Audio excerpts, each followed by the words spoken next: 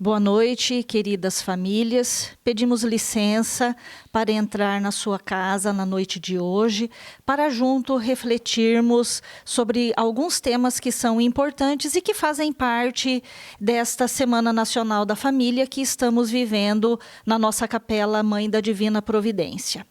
Vamos iniciar então pedindo a Deus que nos conceda a graça de termos a força de sermos aquilo que o tema da campanha dessa Semana Nacional da Família nos pede.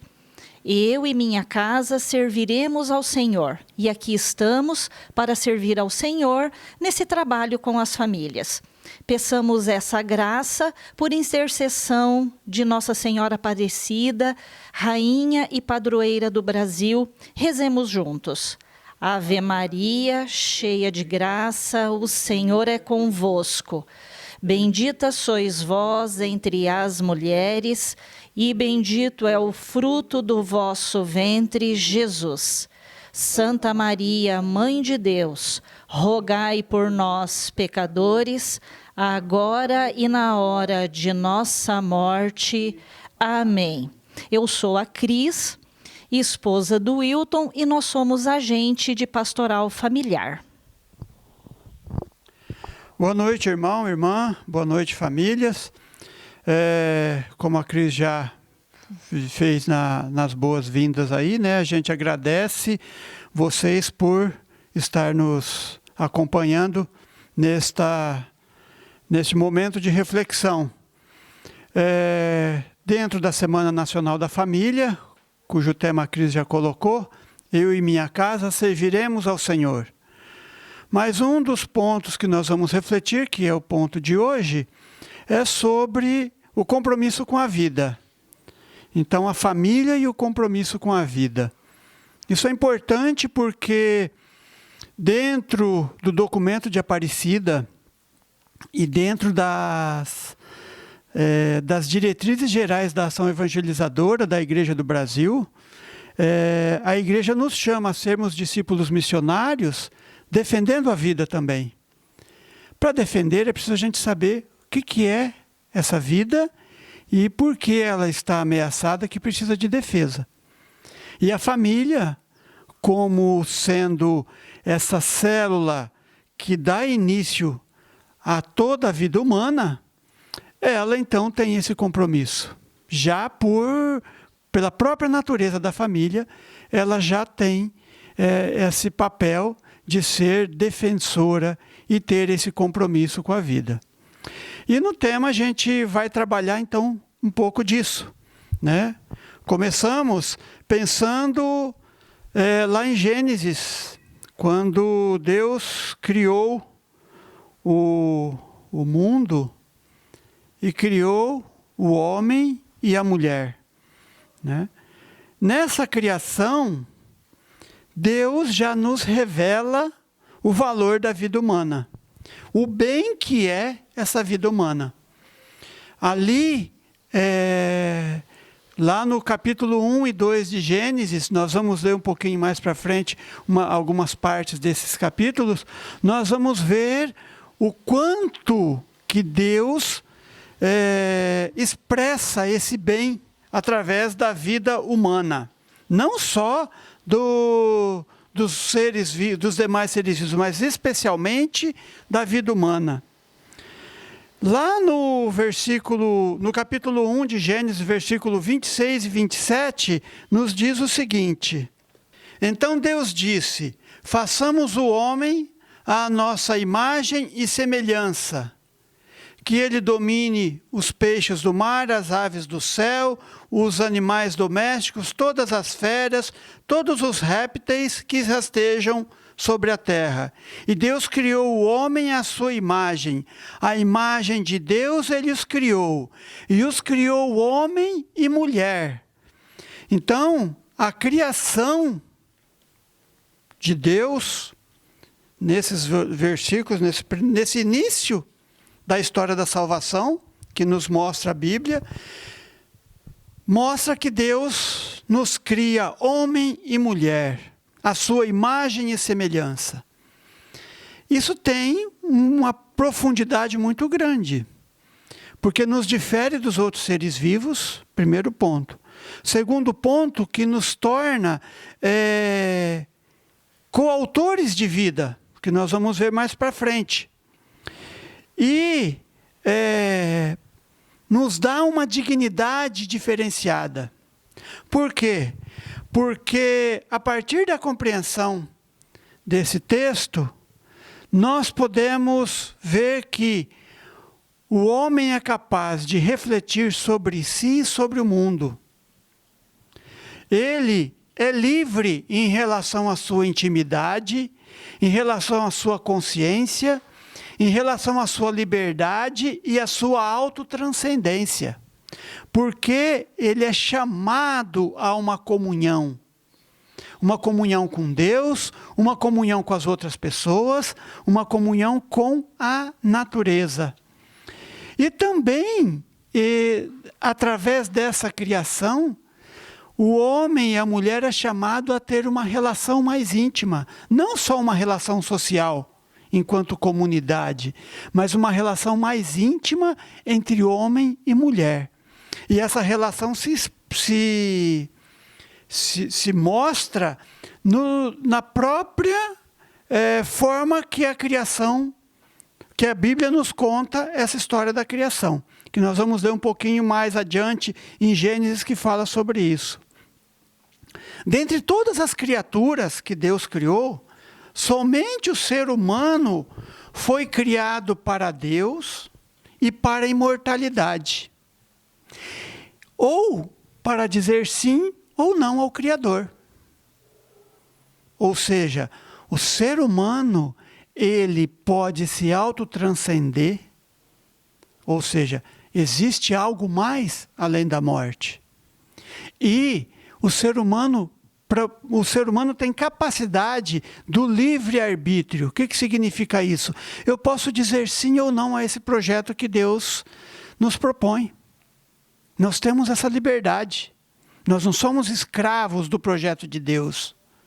Nós podemos ser participantes deste projeto. Como Deus nos coloca ali em Gênesis. Governem a terra. Mas eu posso dizer sim ou não a isso. Né? Então, esse livre-arbítrio também nos difere dos outros seres vivos e nos torna capazes de escolher o nosso caminho. Isso também faz parte, é intrínseco à dignidade do ser humano. Eu vou ler uma passagem bíblica lá de Gênesis, só que no capítulo 2, de 7 a 24. Quem quiser ter a Bíblia e quiser acompanhar, pode acompanhar. Eu estou usando a Bíblia Pastoral, que ela tem uma linguagem mais apropriada.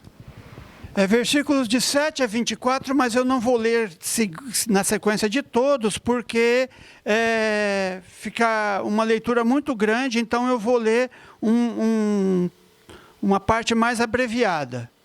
Vou ler o versículo 7 do capítulo 2, que diz: Então Javé, Deus, modelou o homem com a argila do solo, soprou-lhe nas narinas um sopro de vida, e o homem tornou-se um ser vivente. Vamos refletir um pouquinho esse versículo. O homem, Deus, pela linguagem figurada, obviamente, do Gênesis, Deus faz o homem, modela o homem da argila do solo. Modelar significa que ele usou as mãos para fazer. Diferente se a gente for pegar lá no capítulo 1, Deus para toda a criação ele diz: faça-se o céu, faça-se a terra, façam-se os animais, façam-se os vegetais. O ser humano ele não diz faça-se o homem. Ele fez. Aqui no versículo 7 do capítulo 2 está dizendo que Deus moldou o homem da argila. Aí o homem virou um boneco? Até então era. Mas como que o homem adquiriu vida? Através do sopro. Do sopro de suas narinas. Esse sopro vem de onde? Esse sopro vem de dentro de Deus. Significa que a nossa vida veio de dentro de Deus. A nossa vida é o sopro de vida de Deus. E esse sopro é interessante que a gente pode associar até lá no Pentecostes, onde Deus sopra sobre os discípulos e diz: recebam o Espírito Santo. Então é um sopro de vida. Todo ser humano, então, traz dentro de si esse sopro de vida de Deus. E aonde que esse sopro acontece? No momento da concepção, que a gente vai ver mais para frente. Depois, no versículo 15 do capítulo 2, o autor sagrado diz: Javé Deus tomou o homem e o colocou no jardim do Éden, e para que cultivasse e guardasse. E Javé Deus ordenou o homem: você pode comer de todas as árvores do jardim. Então ele mostrou para o homem que ele poderia usufruir de todo o jardim, de toda a criação, né? E lá no versículo 18 diz assim: Javé Deus disse: não é bom que o homem esteja sozinho. Vou fazer para ele um auxiliar que lhe seja semelhante. E Javé Deus então colocou o homem para dormir. Lá no versículo 21 diz isso. Então Javé Deus fez cair um torpor sobre o homem e ele dormiu. Tomou então uma costela do homem e no lugar fez crescer carne. Depois da costela que ele tinha tirado do homem, Javé Deus modelou uma mulher e a apresentou para o homem. E o homem então exclamou: esta sim é osso dos meus ossos, é carne da minha carne. Ela será chamada mulher porque foi tirada do homem. Por isso, o homem deixa seu pai e sua mãe e se une à sua mulher. E eles dois se tornam uma só carne.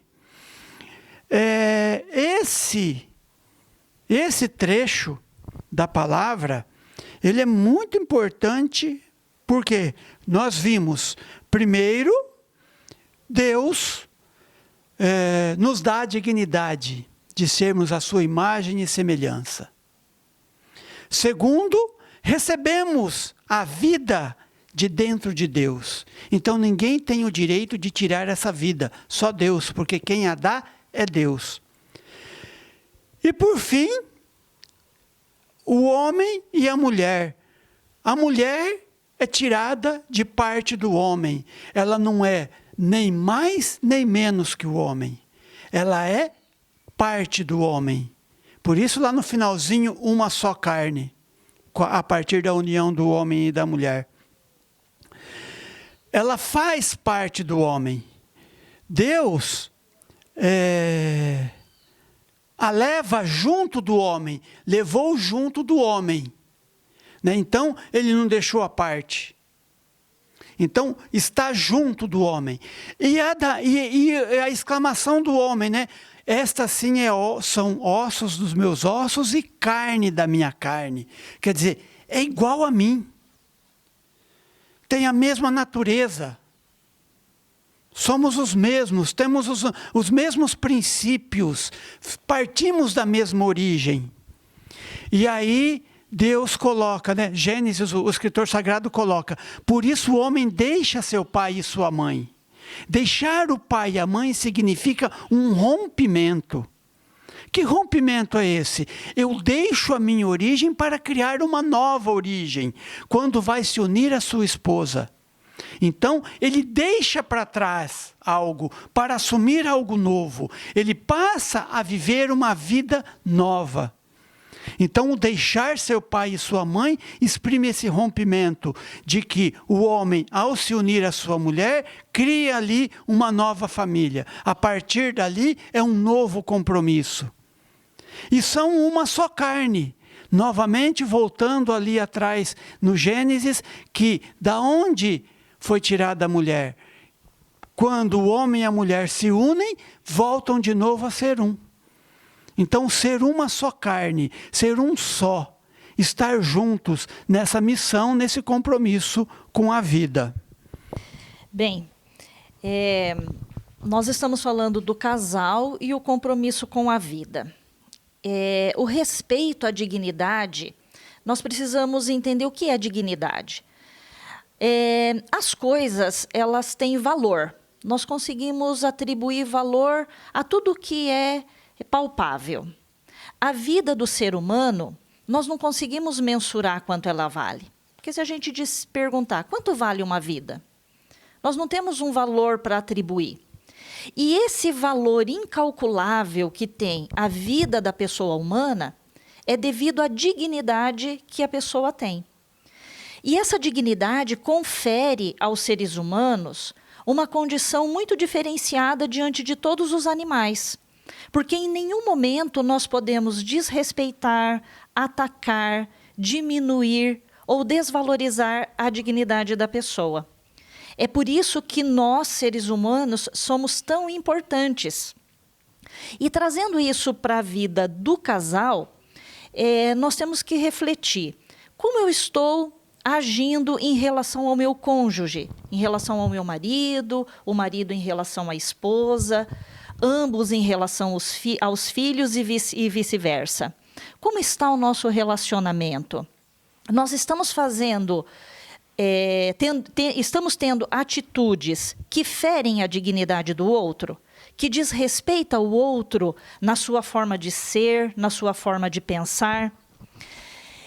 Dentro do casal, é importante o autoconhecimento, né? Conhecermos quem somos nós, do que eu gosto, o que me agrada, o que não me agrada, mas também conhecer o outro.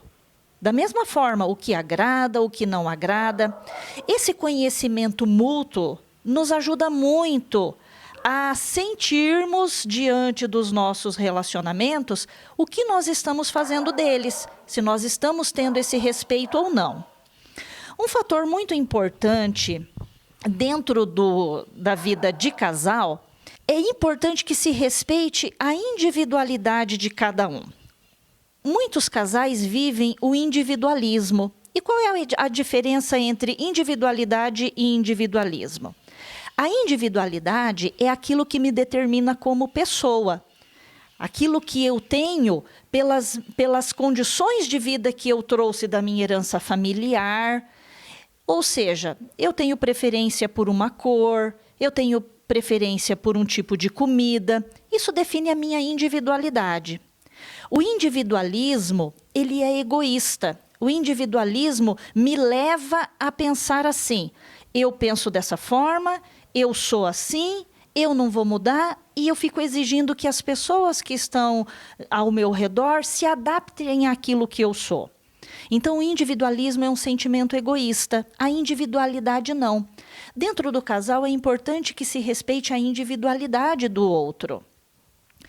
Dentro de um compromisso com a vida, o casal também precisa respeitar a castidade matrimonial. No momento do diálogo matrimonial, no dia que recebemos o sacramento do matrimônio, nós falamos sobre isso, sobre a questão de sermos fiéis e casto. A fidelidade, ela passa por pensamentos e também por atitudes. A castidade também. Muitos pensam que a castidade, ela é abstinência sexual, e não é. A castidade é o respeito com o qual o marido e a esposa vivem a sua vida conjugal.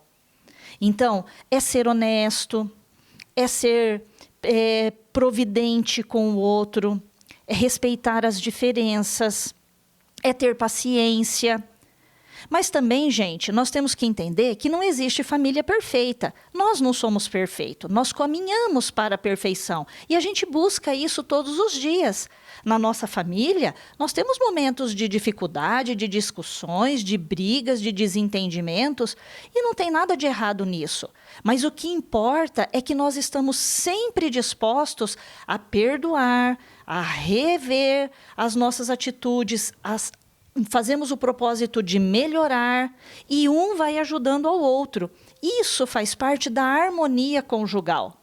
Então não adianta nós virmos aqui e queremos pregar uma família perfeita como propaganda de margarina, porque a gente sabe que isso não existe, né?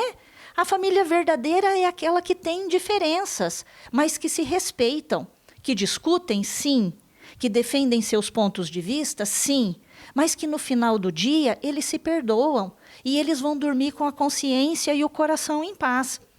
Porque tudo isso passa pela valorização do outro. É muito importante que o casal, com os filhos, consigam identificar o que o outro tem de bom. Nós vivemos em dias em que somente as coisas negativas são muito exaltadas. E é muito fácil eu estar numa roda com pessoas amigas, com as minhas amigas, e querer falar mal do meu marido. A gente percebe muito isso, exaltar os defeitos, exaltar as dificuldades.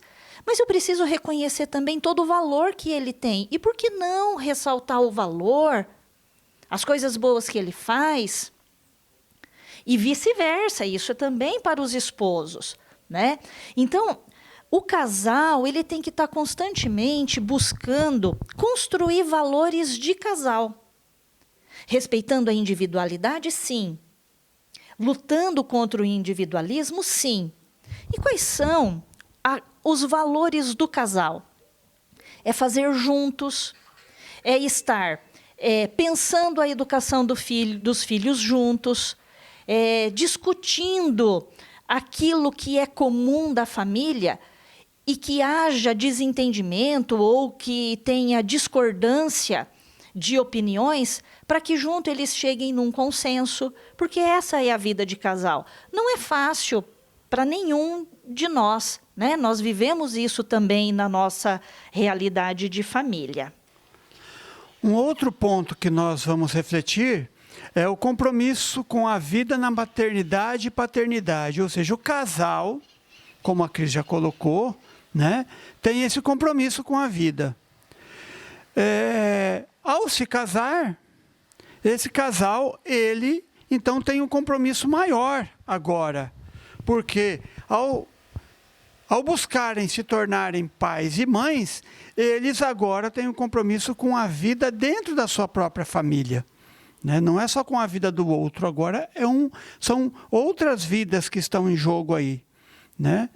E voltando lá naquela questão, né? Deus criou o homem à sua imagem e semelhança, homem e mulher ele os criou. Deu-lhes vida humana e deu-lhes uma missão de transmitir essa vida para toda a humanidade através da família. Por isso o homem deixa o seu pai e sua mãe e se une à sua mulher, e os dois serão uma só carne. Ou seja, a transmissão da vida através da família. E essa questão, ela é, assim, muito clara no momento do sacramento do matrimônio. Tem um momento lá que chama-se diálogo matrimonial antes do consentimento. São 3 perguntinhas que o ministro que está acompanhando a celebração, ele faz ao casal, aos noivos. E o terceiro questionamento diz o seguinte: estais dispostos a receber amorosamente os filhos como dom de Deus e a educá-los segundo a lei de Cristo e da Igreja? A resposta a essa pergunta que os noivos vão dar dá início a um compromisso do casal com a vida dos seus filhos. Estar disposto a receber amorosamente os filhos como dom de Deus é estar preparado ou querer que esses filhos sejam dom de Deus na vida do casal e na vida do mundo. Deus, aí intimamente, profundamente, Deus quer que o casal seja coautor da vida. Ele quer que essa vida que ele dá aconteça na humanidade através do casal, na formação da família. É importante a gente ressaltar que a palavra casal ela se refere apenas ao homem e à mulher. Nós cristãos precisamos ter bem claro isso, porque a gente não pode deixar que as palavras nos confundam. Nós sabemos que hoje a gente convive com uma realidade muito grande com relação a pessoas que querem do mesmo sexo, que querem se unir, né? Nós temos conhecimento disso, isso faz parte do nosso dia a dia e nós não podemos fechar os olhos para isso. Mas só que é uma obrigação nossa como cristão dar os nomes certos para as coisas certas. Casal é para homem e para mulher. Qualquer outra coisa diferente disso, a gente vai dizer que é uma dupla, que é um par, mas a gente não pode se deixar levar por essas confusões. Como o Wilton vinha dizendo, então o casal se une e eles, pelo sacramento do matrimônio, eles devem estar abertos à vida. Então essa geração de uma nova vida é a vida, não é só a vida do filho, não é só o corpo do filho, né? Isso também a gente tem que ter claro. É uma vida por completo. Né? Está presente aí a educação, a orientação, a formação dessa nova pessoa. E esse estar aberto à vida significa que nós devemos acolher os filhos que Deus nos mandar. Mas aí podemos perguntar, né? Mas e se o casal é infértil e não pode ter filhos? Olha, pelo sacramento do matrimônio, o casal ele é chamado à fecundidade do seu amor. E o casal fecundo não precisa necessariamente gerar um filho, mas ele pode se tornar fecundo pelas suas atitudes, pelo seu comportamento, pelo seu compromisso com a fé. E a adoção é uma forma de estar aberto à vida. Esse ponto eu acho muito importante nós trazermos para a reflexão das famílias, porque é muito comum hoje em dia nós vermos casais muito empenhados em ter filhos. O pai, ele quer ter um filho, a mãe, ela não mede esforços para ter filhos.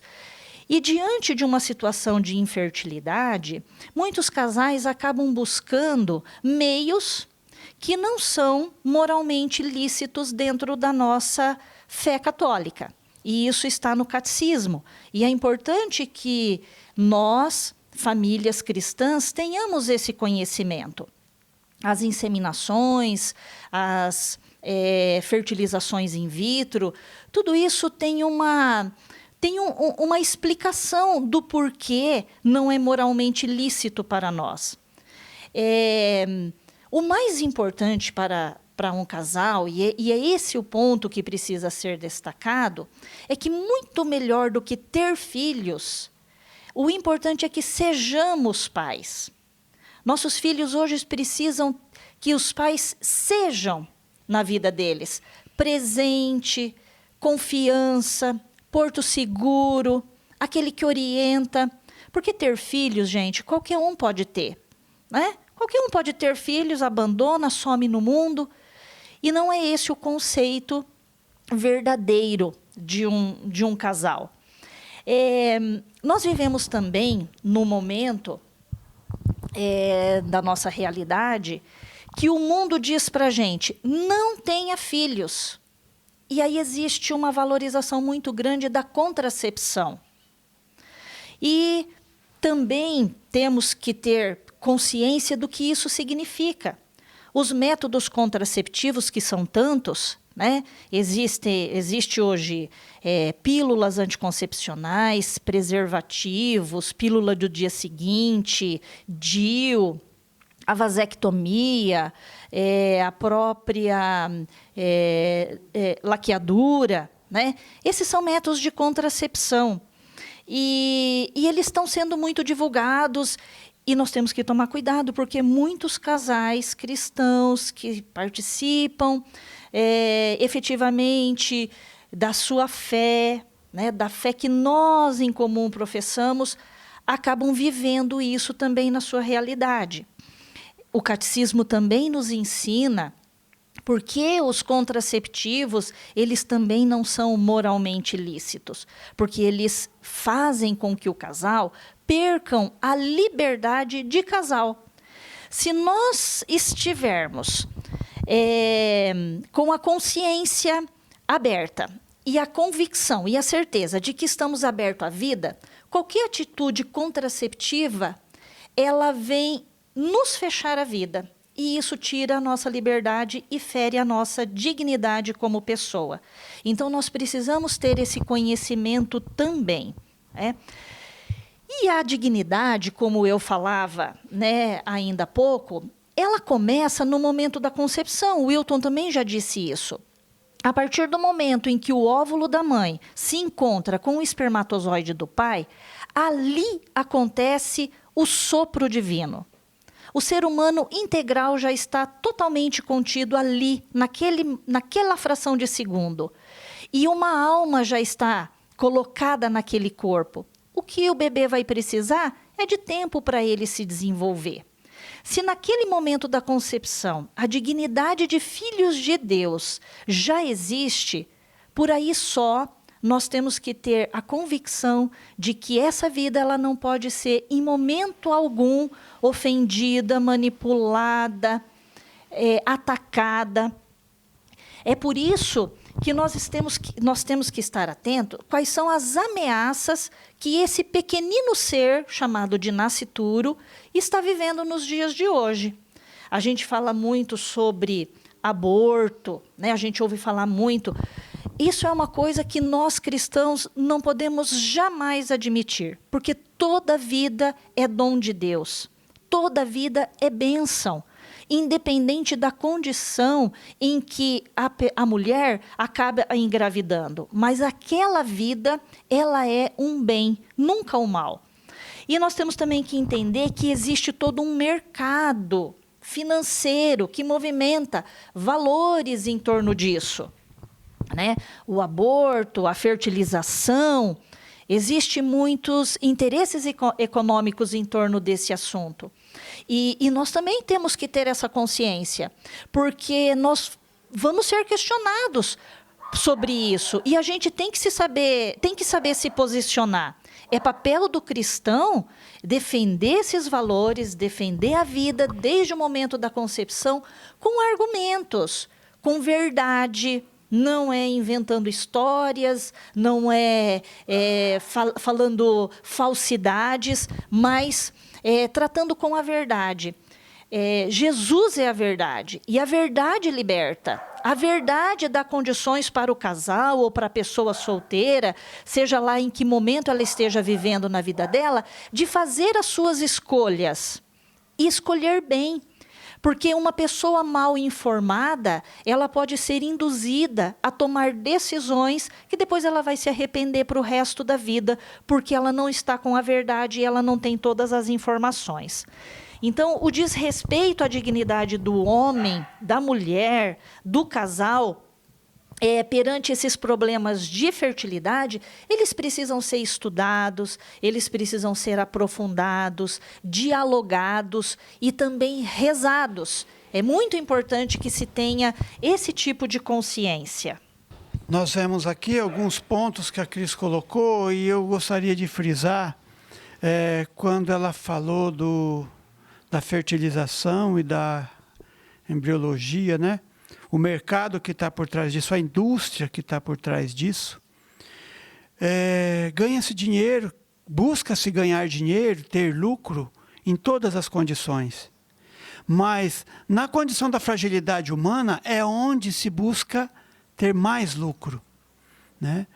Hoje existe uma indústria chamada indústria do aborto, onde se aproveita até os restos dos fetos para a indústria de cosmético, para várias situações. E a indústria da fertilização também, né? Casais na busca de ter filhos entram numa ciranda que vai se desgastando, tanto financeiramente quanto psicologicamente, emocionalmente, na busca de querer ter filhos. E as pessoas envolvidas nessa indústria motivam cada vez mais a esse casal, às vezes desinformado, a entrarem nessa ciranda. Conheço casais que se acabaram enquanto casal, se separaram, de tão desgastados que ficaram porque não conseguiam conceber uma criança. E tantas possibilidades deles serem pais, mas entraram nessa onda e acabaram se destruindo enquanto casal. E também se arrebentando enquanto pessoas, né, nas suas vidas, porque não é fácil você se separar, ainda mais por motivos assim. Então, é muito complicado, tem que estar muito atento a isso, né? O outro ponto que nós vamos entrar agora tem a ver com isso, né? Nós vimos aqui o compromisso com a vida na paternidade e paternidade. Bom, mas esse compromisso começa, como nós dissemos, lá na concepção, lá no início do matrimônio e na concepção dos filhos. Mas ele continua, através da educação dos filhos, o compromisso e valorização da vida na educação dos filhos. O ponto de partida que a gente, para essa reflexão, é aquele ponto que nós falamos: os filhos são dons de Deus. E os pais, sendo coautores da vida, é porque então tem um autor. E esse autor é Deus, porque Ele é que dá o sopro de vida. É importante que o casal tenha isso em mente, que eles são coautores e que Deus é o autor dessa vida, porque nessa relação com o filho precisa estar Deus. A relação de fé que os pais têm com Deus tem que manter também com os filhos. Ao terem os filhos, essa relação passa a ser então familiar. E os filhos vão, desde pequenininho, aprendendo a ter uma relação com Deus. Por que hoje tantas pessoas têm dificuldade de se relacionar com Deus? Porque não viveram isso na sua vida, na sua infância, na sua família com seus pais. Se o casal tem uma relação egoísta que só pensa em si, só pensa nos valores materiais, só pensa em ganhar dinheiro, em obter sucesso na vida, em conseguir as coisas para ter seu próprio prazer, se o casal está vivendo isso, é isso que os filhos vão viver.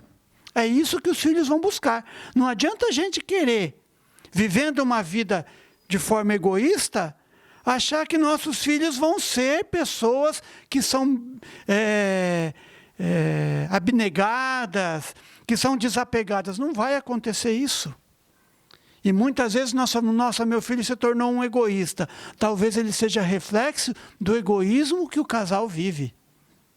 Então é preciso estar atento a isso. Se nós queremos ter um compromisso com a vida, querer que nossos filhos valorizem a vida, é preciso que nós também façamos isso. Os filhos vão adquirir esses valores vividos pelos pais, vividos. Não adianta falar, só tem que viver. Então, o valorizar a vida, ele passa por uma vivência que vai gerar nos filhos. Não tem como eu querer que meus filhos valorizem alguma coisa que eu e minha esposa não valorizamos. Um outro ponto muito importante que a gente quer tratar é que a família é a primeira escola das virtudes sociais. Por que a gente diz isso? Porque é onde que os filhos vão valorizar a vida? Onde que eles têm que valorizar a vida? No meio social. Porque é lá no meio social que a vida está ameaçada. É lá que tem vidas que estão vulneráveis. E nesse meio social, quem vai ensinar como os filhos vão viver nesse meio social são os pais. Então, a primeira escola das virtudes sociais é a família. São os seus pais. É o convívio que se tem, o convívio familiar é que ensina isso. E a partir daí a gente vê então que o lar, a casa, o lugar onde a família vive, não é somente um lugar de descanso, um lugar para diversão, né? Mas sim é um centro formador de valores e sentimentos. Hoje se cai muito no vício de delegar para instituições, escolas, creche, seja lá qual for o outra instituição, delegar a eles a formação dos filhos, a educação dos filhos. Não cabe essa delegação. Essa delegação, na verdade, não existe, porque o dever natural para se educar, para ensinar valores, para formar os valores nos filhos, é dentro de casa, é com a família. E através de um meio, de uma forma muito eficaz, que é a afetividade familiar. A afetividade familiar contribui para ensinar os filhos a respeitar e valorizar o outro. Se o filho percebe que os pais são afetivos entre si e dão afeto a eles, eles vão aprender a dar afeto também, a agir com afetividade. Se eles não veem esse exemplo dentro de casa, eles não vão aprender a fazer assim. E isso vai se refletir lá fora, na forma com que ele vai se relacionar com as outras pessoas. A vivência da solidariedade e do bem comum educa os filhos para as relações sociais. Então, aquilo que eu vivo dentro de casa, de solidariedade, ser solidário, o marido ser solidário com a esposa, não no sentido de ajudar a esposa, porque não cabe dentro de um casal, um não ajuda o outro. Um complementa com o outro, a obrigação é dos dois. Seja em qualquer situação, obrigação dentro de casa, com os afazeres domésticos, obrigação com o trabalho, obrigação com tudo. Com a educação dos filhos. Ah, não, isso é da minha esposa, ela que cuida lá da educação da minha filha, do meu filho. Não. A educação é papel do pai e da mãe, é obrigação do pai e da mãe. Um não ajuda o outro nessa questão. Então tem que haver um espírito de solidariedade e de bem comum. De buscar o bem comum, o bem de todos, para que todos estejam bem. Esse trabalho nos dá, então, uma forma de educar nossos filhos para que na relação social eles possam também ser solidários e buscar o bem comum. Eu dei uma cutucadinha no Wilton aqui para poder fazer uma parte nisso, porque é muito fácil a gente aqui, confortavelmente sentados, né, num ambiente tão agradável, falarmos por famílias que também estão confortavelmente nas suas casas, né, com o mínimo. Às vezes não, né? Muito mais do que o necessário. E quando nós tratamos com famílias que estão desestruturadas, que não conseguem viver essa afetividade, que não tem base para se viver tudo isso, que não conseguem entender todas as dificuldades pelas quais estão passando e não conseguem perceber que isso atrapalha o relacionamento deles, dos filhos. Nós sabemos que isso existe também. A pastoral familiar tem que ser uma resposta para essas famílias.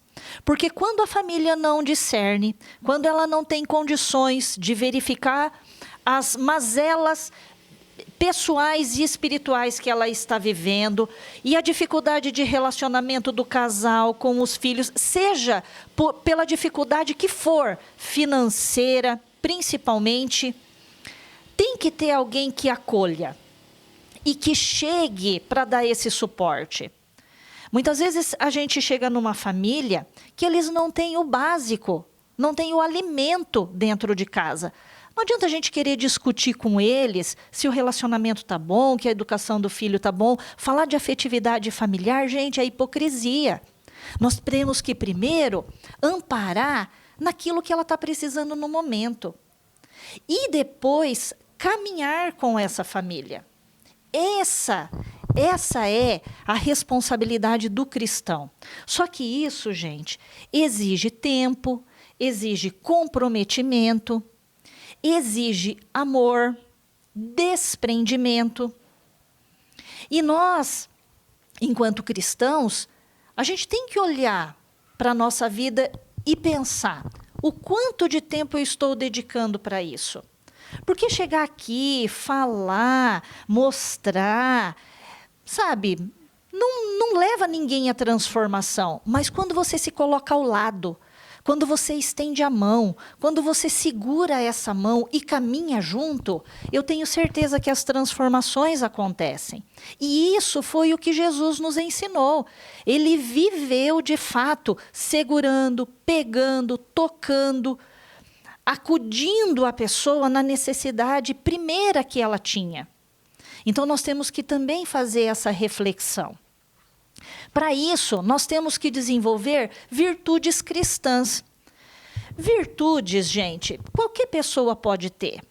A virtude da honestidade, a virtude da justiça, a virtude do senso crítico. Qualquer pessoa pode ter, ela não precisa ser cristã para ter essas virtudes. Mas então, o que nos faz ser diferentes tendo essas virtudes?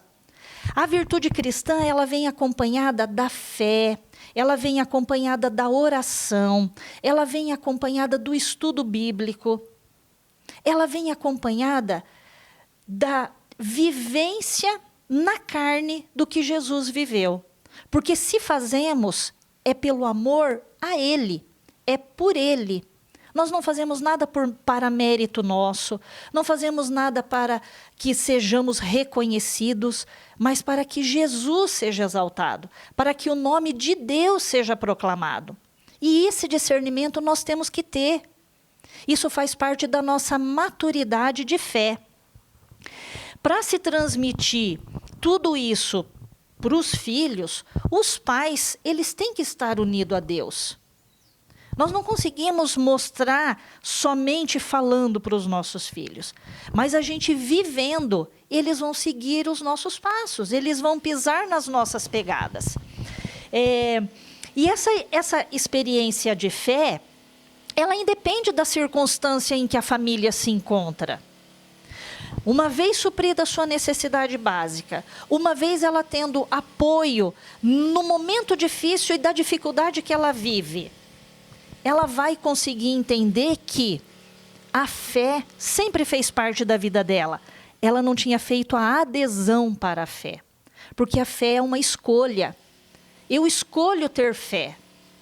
E a partir do momento em que eu escolho ter fé, eu busco um caminho a ser trilhado. E esse caminho que me foi proposto é um caminho de amor, de fraternidade, de fidelidade à doutrina e aos ensinamentos que a igreja propõe para cada um de nós.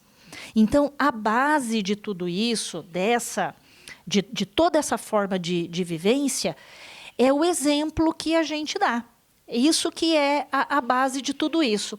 O Wilton, ele tem uma forma de expressar que eu acho bastante interessante, que ele diz assim, que a gente educa os nossos filhos não pelo que nós estamos fazendo aqui na frente e eles estão olhando, mas quando eles estão aqui nas nossas costas e a gente nem está vendo que eles estão nos observando. Então, nós educamos os nossos filhos quando eles estão aqui, atrás da gente. E a gente faz e eles estão observando e aprendendo. Por isso, a gente tem que ter muita sabedoria, pedir a Deus muita paciência, muito discernimento e muita convicção, porque nos dias de hoje não está sendo fácil. A Cris colocou, então, pontos importantes aí sobre como educar os filhos, né? E um outro ponto que é muito importante, nosso último ponto dessa reflexão de hoje, é o compromisso da vida, da família, o compromisso da família com a vida em situação de vulnerabilidade ou em situação vulnerável. Todos nós vivemos isso nas nossas famílias, ou mais cedo ou mais tarde, vivemos ou vamos viver. E também vivemos isso lá fora, na sociedade, né? Então é preciso a gente estar atento a isso e refletirmos sobre esse compromisso com essa vida vulnerável. Bem, quais são as vulnerabilidades mais comuns hoje que a gente vê nas famílias, né? A enfermidade, o marido doente, o filho doente, a esposa doente, o pai de deles doente, os idosos, né? Mesmo que eles não estejam doentes, mas que acabam vindo morar junto com a família. As situações da vida em situações especiais, né? Seja um deficiente físico, seja um deficiente mental. Essa situação especial pode ser momentânea, mas também pode ser permanente. Outra questão da vulnerabilidade é uma dependência química, seja de álcool, seja de droga, que a família possa estar vivendo. E nós poderíamos citar tantas outras, como gravidez indesejada, como doenças em fase terminal, enfim. A vulnerabilidade do ser humano, porque ele não está em condições de ter o domínio sobre a sua própria vida, seja por qual motivo for. Em Lucas, e esse também foi o tema da campanha da fraternidade desse ano, em Lucas capítulo 10, versículos de 25 a 37, que é a parábola do bom samaritano, nós temos a frase, viu, sentiu compaixão e cuidou dele. Muitas vezes a gente tem uma tendência a parar no primeiro verbo, no ver. A gente vê a situação em que a pessoa está e a gente se paralisa, não consegue ter nenhuma atitude além de ver. Só que nós temos que dar um passo a mais. Nós temos que ver, e nesse ver nós temos que enxergar. O enxergar, ele leva a uma ação. Sentir compaixão é ter amor, é ter atitudes que façam a diferença na vida da pessoa. E cuidar é um verbo que exige de fato a ação. É estar junto, é tocar, é promover, é fazer aquilo que precisa para que a pessoa se sinta acolhida, que ela se sinta amparada, que ela se sinta amada, devido à sua condição tão frágil. E é interessante que nesse lema da campanha da fraternidade, que é a base da parábola do bom samaritano, né? Viu, quer dizer, passa pelo nosso sistema sensorial. De alguma forma, me chama a atenção, eu percebo. Sentiu compaixão, passa por mim, passa pelos meus sentimentos, pelas minhas emoções, passa pelo meu interior. E cuidou, ou seja, a partir daquilo que vi e que eu senti, eu vou tomar uma atitude. Sou impelido a tomar uma atitude. Isso nos leva a uma ação transformadora. Em nós, primeiramente, porque muitas vezes a gente vê e não sente. Por quê? Porque falta conversão. Falta a gente buscar na palavra, buscar no ensinamento, buscar nos princípios evangélicos. Por que eu não me sinto impelido a fazer alguma coisa? Porque isso não está mais me sensibilizando. Será que é porque eu estou vendo muito isso e já cansei de ver? Será que eu estou cansado de ver porque, para mim, essas pessoas que sofrem, que estão em situação de vulnerabilidade, não passam de estatísticas, como a gente vê nos meios de comunicação? Será que eu estou percebendo que são vidas? E que são vidas que estão se perdendo? Será que isso está se passando para mim? Né? Então, é preciso a gente perceber isso. Né? Diante de uma situação de vulnerabilidade, de uma pessoa em situação de vulnerabilidade, a família é o porto seguro dessa pessoa.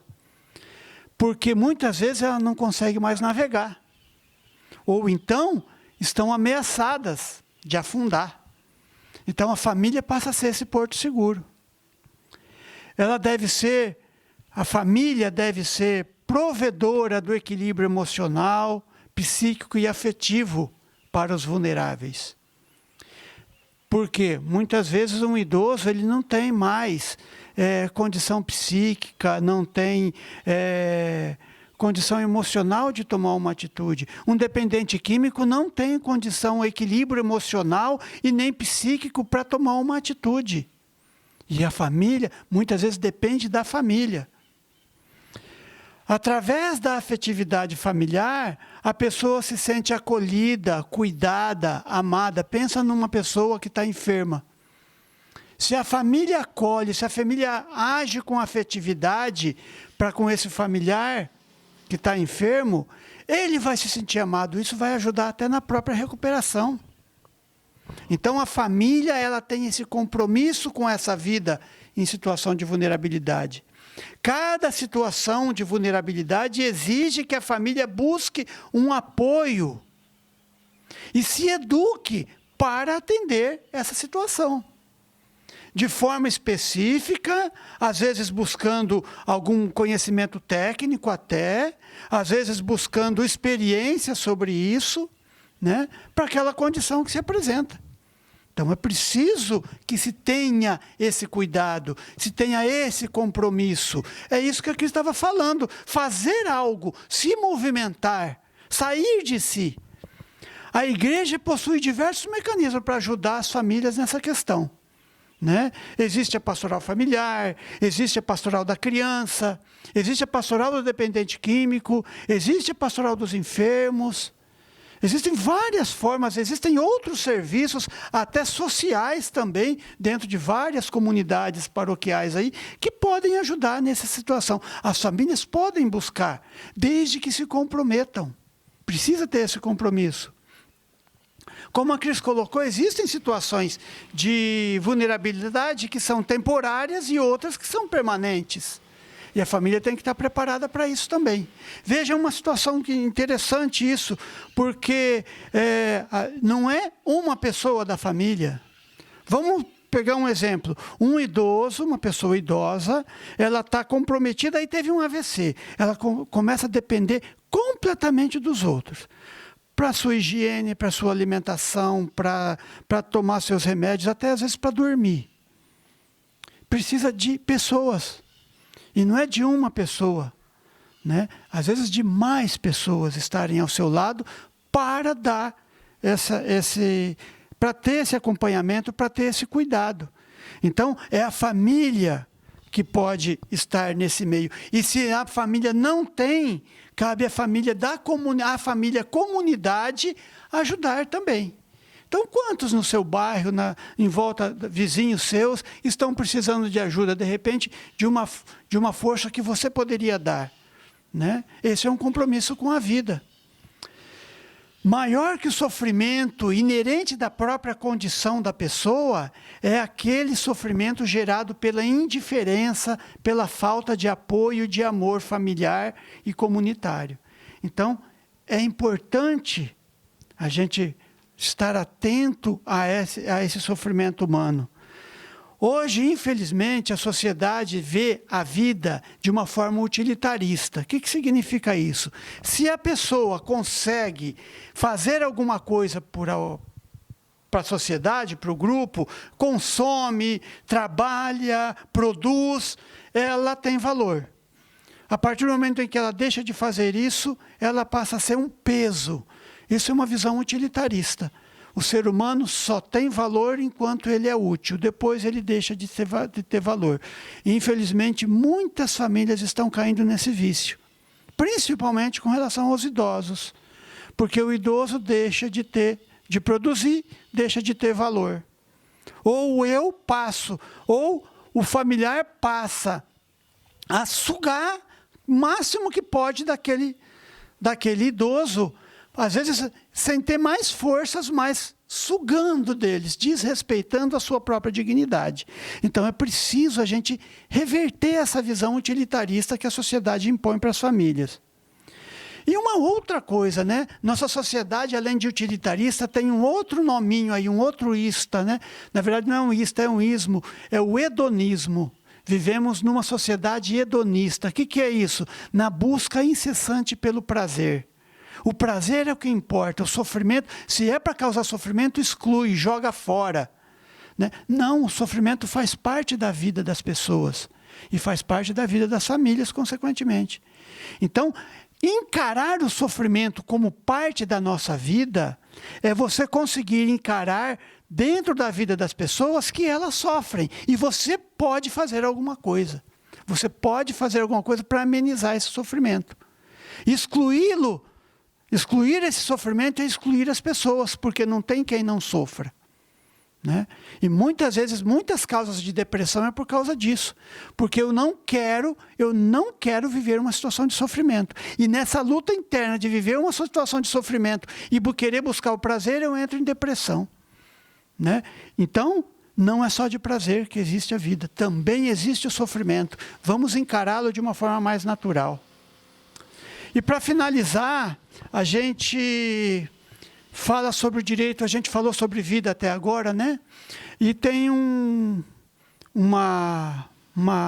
textozinho do direito fundamental que trata sobre o direito à vida como um direito humano fundamental, que diz assim: o direito à vida exige o direito de dispor de todas as condições necessárias para o desenvolvimento de cada ser humano, para que ele possa usufruir dos demais direitos humanos. Ou seja, para que o ser humano possa usufruir de seus direitos, de todos os seus direitos, é preciso respeitar, antes de tudo, o desenvolvimento dele. Respeitar a sua vida em desenvolvimento. Interromper esse desenvolvimento em qualquer uma de suas fases, seja lá na fase embrionária com o aborto, seja lá na fase de enfermo em situação terminal com a eutanásia, isso são outros temas que nós podemos tratar mais para frente, né? Interromper em qualquer uma dessas fases é violar o direito à vida, o direito que todos têm que é um direito nato. E que ele é assegurado, aqui no Brasil, no artigo 5º da Constituição Federal, que diz assim: todos são iguais perante a lei, sem distinção de qualquer natureza, garantindo-se aos brasileiros e aos estrangeiros residentes no Brasil a inviolabilidade do direito à vida, à liberdade, à igualdade, à segurança e à propriedade. E aí ele discorre quais são os termos desse direito. Então, a própria Constituição diz que a vida, a liberdade, a igualdade e a segurança é inviolável para cada ser humano e para todo ser humano. Então, se nossa própria Constituição já reconhece isso, é porque a sociedade brasileira deve reconhecê-la. E nós, como cristãos, então, ainda mais, reconhecer e valorizar a vida do outro ser humano. São João Paulo II também nos fala sobre a vida, e ele foi, assim, um profeta dos nossos dias. Ele escreveu a encíclica Evangelho Vitae, que trata sobre a dignidade do ser humano desde do seu momento embrionário. E esse santo da vida, ele disse: não hesito em proclamar diante de vós e diante do mundo que toda a vida humana, desde o momento da sua concepção, em todas as suas fases seguintes, é sagrada, porque a vida humana é criada à imagem e semelhança de Deus. Nada ultrapassa a grandeza ou a dignidade da pessoa humana. Nós queremos agradecer a todos vocês, todas as famílias que nos acolheram nas suas residências nessa noite, e pedimos que a bondade de Deus prevaleça nas vossas casas, iluminando suas mentes e corações, para que sejamos famílias que servem ao Senhor. E nós encerramos então essa nossa reflexão agradecendo, como a Cris já disse, e pedindo a Deus, agradecendo a Deus primeiramente por esse momento que nós passamos, dando glória ao Pai, ao Filho e ao Espírito Santo, como era no princípio, agora e sempre. Amém. Louvado seja nosso Senhor Jesus Cristo, para sempre seja louvado. Em nome do Pai, do Filho e do Espírito Santo. Amém.